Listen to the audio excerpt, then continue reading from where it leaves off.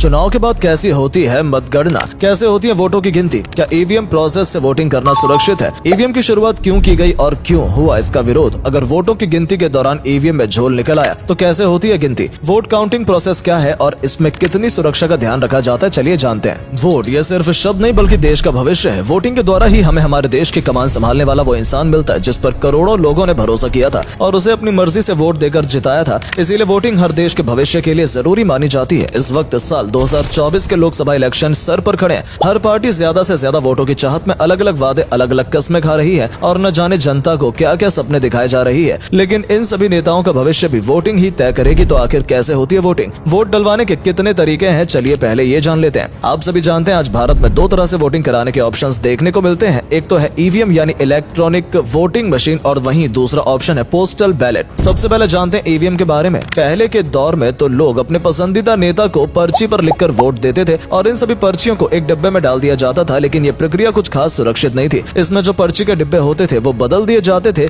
इसी झोल को देखते हुए 90s के दशक में पहली बार ईवीएम का विचार सामने आया। जी हाँ, जनवरी साल 1977 में ईवीएम वोटिंग कराने का फैसला किया गया ताकि जो वोटर्स हैं वो बिना किसी धोखाधड़ी के वोट डाल सके और इनके द्वारा चुने हुए व्यक्ति को ही कुर्सी पर बैठाया जा सके। इस तरह ईवीएम पर भरोसा जताकर साल 1990 में केंद्र सरकार ने चुनाव सुधार गोस्वामी समिति का गठन किया। इस समिति में राष्ट्र और राज्य स्तर के प्रतिनिधि शामिल थे। इन समितियों ने ईवीएम को बारीकी से समझा, इसका आकलन किया और फिर ये निष्कर्ष निकलकर सामने आया कि ईवीएम जो है वो एक सेफ प्रोसेस है। इस तरह सबकी सहमति से एक्सपेरिमेंट के तौर पर मध्य प्रदेश, राजस्थान और दिल्ली की 25 विधानसभा सीटों पर ईवीएम से चुनाव कराए गए। साल 1999 में 45 लोकसभा सीटों पर और फिर फरवरी 2000 में हरियाणा विधानसभा चुनाव में 45 विधानसभा सीटों पर ईवीएम से ही चुनाव कराए गए। जब इन सभी का एक्सपीरियंस शानदार रहा तो 2001 के आते आते ईवीएम का ही प्रयोग किया जाने लगा और वोटिंग को एक नया तरीका मिल गया और 2001 में तमिलनाडु, केरला, पांडिचेरी और वेस्ट बंगाल के सभी विधानसभा सीटों के लिए ईवीएम का ही इस्तेमाल किया गया। धीरे धीरे ईवीएम का प्रयोग हर तरह के चुनाव के लिए किया जाने लगा। ईवीएम से वोट देने के लिए मतदाता मतदान केंद्र जाते हैं। ये एक स्टैंड अलोन मशीन है, यानी मतदान केंद्र में जितनी भी ईवीएम होती हैं वो सब अलग अलग काम करती हैं। ऐसा नहीं है कि सभी एक दूसरे से जॉइंट हैं, जी नहीं।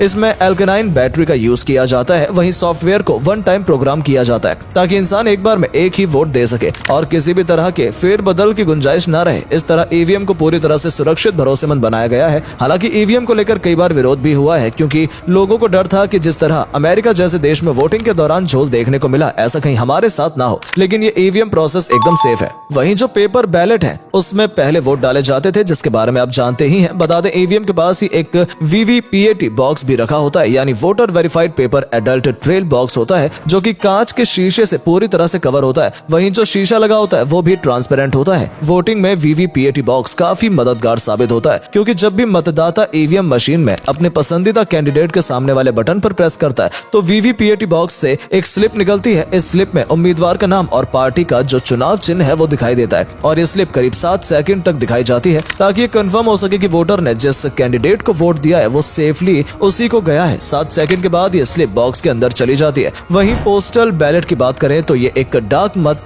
पत्र होता है। ये उन लोगों के लिए रखा गया है जो अपनी नौकरी पेशे की वजह से वोट डालने अपने चुनाव क्षेत्र में नहीं आ सकते, जैसे आर्मी सोल्जर। ऐसे लोगों को सर्विस वोटर या एब्सेंटी वोटर्स भी कहा जाता है। बता दें पोस्टल वोट सिर्फ कुछ ही लोग दे सकते हैं, जैसे सैनिक, चुनाव क्षेत्र से जुड़े लोग, दूसरे देशों में रह रहे भारतीय अधिकारी। इसमें पोस्टल वोटर्स को चुनाव आयोग से एक 13B फॉर्म दिया जाता है जिसमें लोग अपने पसंद के कैंडिडेट के नाम के सामने टिक करते हैं। फिर उसे एनवेलप में डाल दिया जाता है और सील लगाने के बाद चुनाव अधिकारी इस पर अपना सिग्नेचर करता है और फिर ये एनवेलप अपने जिले के रिटर्निंग अफसर तक आ जाता है। ये रिटर्निंग अफसर भी इन एनवेलप को नहीं खोलता बल्कि इसे वोटिंग बॉक्स में रख दिया जाता है और ये सभी बॉक्स मतगणना वाली जगह पर पहुंचा दिए जाते हैं जहां इन एक सुरक्षित हाई सिक्योरिटी वाले कमरे में रखा जाता है और इस तरह ये पोस्टल बॉक्स तय तारीख पर ही खुलते हैं। तो अब आप जान गए हैं कि किस तरह वोटिंग होती है और कितनी तरह की होती है। अब बात करते हैं कि मतगणना वाले दिन गिनती कैसे की जाती है। लेकिन इस प्रोसेस को जानने से पहले अगर आपने अभी तक हमारे वीडियो को लाइक नहीं किया है तो जल्दी से लाइक कर दीजिए। वहीं अगर पेज को फॉलो न किया हो तो ये मेहरबानी भी कर लीजिए।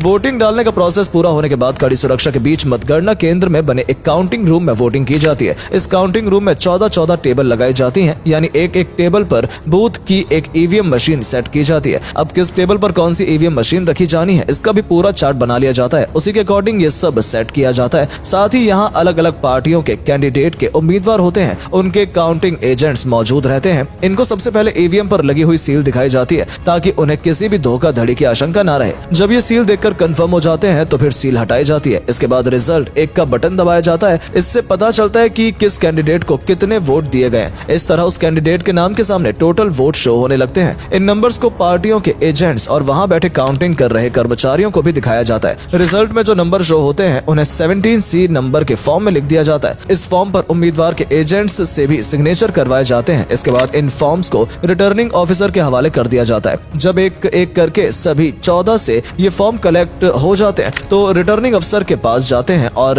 रिटर्निंग ऑफिसर हर राउंड में वोटिंग की काउंटिंग लिखता है। हर राउंड के बाद जो भी रिजल्ट निकल कर आता है उसे ब्लैक बोर्ड पर लिख दिया जाता है, साथ ही अनाउंस भी किया जाता है। हर राउंड के बाद ये खबर मुख्य निर्वाचन अधिकारी के पास आती है और ये प्रोसेस वोटिंग काउंटिंग तक ऐसे ही चलता रहता है। जब पहले राउंड की काउंटिंग खत्म हो जाती है तो चुनाव अधिकारी कुछ देर रुक जाता है ताकि अगर किसी उम्मीदवार के एजेंट को नंबर में कुछ गड़बड़ लग रही है या कम लग रहे हैं तो वो अपनी बात कह सकता है। अगर कोई शिकायत दर्ज करवाता है तो ये मामला रिटर्निंग ऑफिसर के पास जाता है। अब ये ऑफिसर पर ही डिपेंड करता है कि या तो वो काउंटिंग दोबारा करवाए या फिर उसे सब सही होने का भरोसा दिलाए। बता दें, हर राउंड में 14 ईवीएम से करीब 10-12 हजार वोटों की गिनती की जाती है क्योंकि एक राउंड में चुनाव आयोग की कैपेसिटी इतनी ही होती है। टेबल से वोटिंग के जो नंबर होते हैं वो वीवीपीएटी बॉक्स में मौजूद स्लिप से किया जाता है। जी हाँ, वही वीवीपीएटी बॉक्स जो ईवीएम के पास लगाए गए थे। इनका वोटिंग काउंटिंग काफी अहम रोल होता है। दरअसल जब किसी उम्मीदवार का एजेंट वोटिंग को लेकर बिल्कुल संतुष्ट नहीं होता और न ही रिटर्निंग ऑफिसर उसे समझ पाता है, फिर विवाद की स्थिति बन जाती है। तो यही वीवीपीएटी बॉक्स काफी काम आते हैं। इसमें जो उम्मीदवार की पर्चियां गिरी थी उन्हें गिना जाता है। जब इनकी काउंटिंग कंप्लीट हो जाती है तो फिर ईवीएम में शो होने वाले नंबर से इनका मैच किया जाता है। अगर ये ईवीएम और वीवीपीएटी दोनों के नंबर एक हुए तो मामला सुलझ जाता है, लेकिन अगर दोनों के ही नंबर अलग अलग हुए तो ऐसे केस में उस बूथ की वोटिंग को रद्द कर दिया जाता है। हालांकि अभी तक ऐसा कोई भी मामला सामने नहीं आया है कि ईवीएम और वीवीपीएटी के वोटों की गिनती अलग हुई हो। इस तरह ईवीएम की वोटिंग के बाद वीवीपीएटी की पर्चियों की गिनती करना बहुत जरूरी हो जाता है। वैसे ईवीएम वोटिंग की गिनती काफी ज्यादा कड़ी निगरानी में की जाती है। इसमें किसी तरह की धांधलेबाजी होना नामुमकिन होता है। ईवीएम से पहले पोस्टल वोटों की गिनती की जाती है, उसके बाद ही ईवीएम की बारी आती है। इस तरह एक एक कर सभी की गिनती के बाद जिस उम्मीदवार के हक में ज्यादा वोट होते हैं उसकी अनाउंसमेंट हो जाती है और आपको मिलता है अपना पसंदीदा कैंडिडेट। तो दोस्तों, कैसा लगा आपको ये पूरा प्रोसेस? क्या आप इसके बारे में पहले से जानते थे? कमेंट में लिखकर जरूर बताएं। वीडियो पसंद आई हो तो इसे लाइक और शेयर करें। अगर